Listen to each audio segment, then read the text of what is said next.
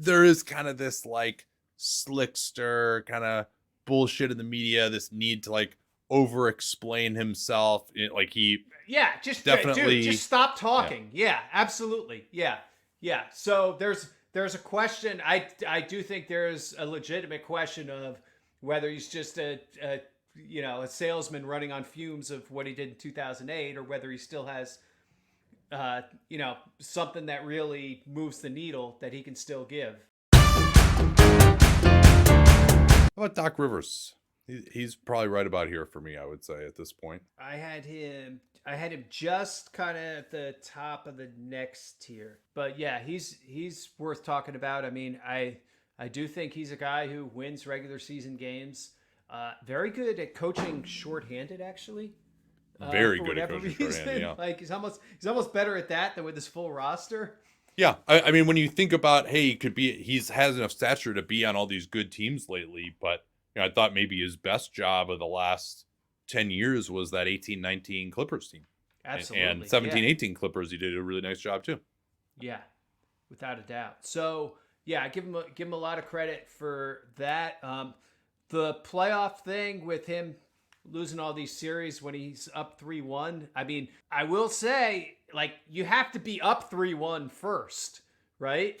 There's like how many of these coaches that we talked about today have ever been up 3-1 in a playoff series? Yeah, truly, you have a dizzying intellect.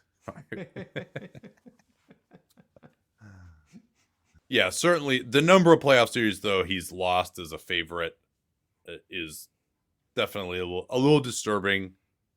But yeah, again, I think there is kind of this like slickster kind of bullshit in the media, this need to like over explain himself. Like he Yeah, just dude, just definitely, stop yeah, talking. Yeah, absolutely. Yeah, yeah. So there's a question. I do think there's a legitimate question of whether he's just a salesman running on fumes of what he did in 2008, or whether he still has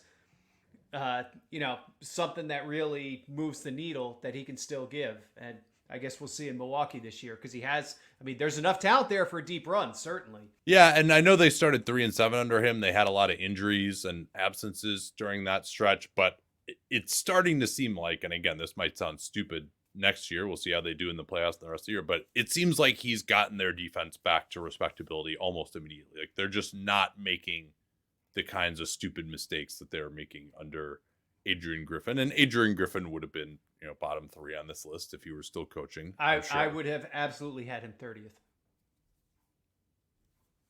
Oh, yeah. I guess we'll try not to kill him in absentia here, but I might have argued with that. But Okay. in any event, I think he's definitely a very, very competent NBA head coach. And yes, we have reached the Doc Rivers blabbing in the media about how he blabbed in the media too much previously, and that was a screw up phase of this like self-referential phase at this point. He's talking about how he screwed up the press conference with Ben Simmons.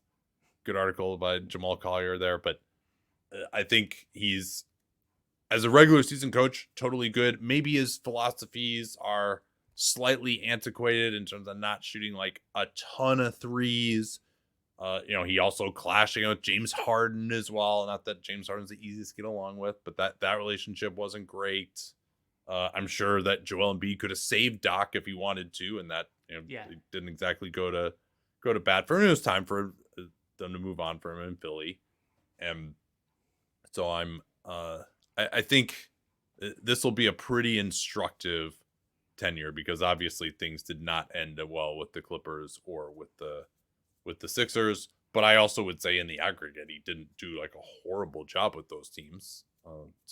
And I think he would be good with a young team, which he just is never going to coach, probably because he just doesn't want to do that. Exactly.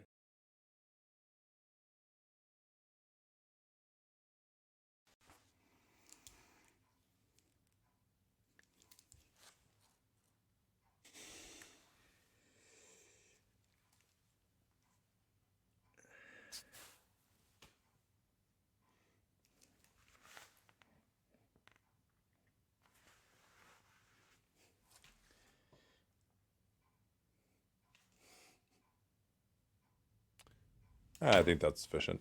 Yeah. All right, here we go.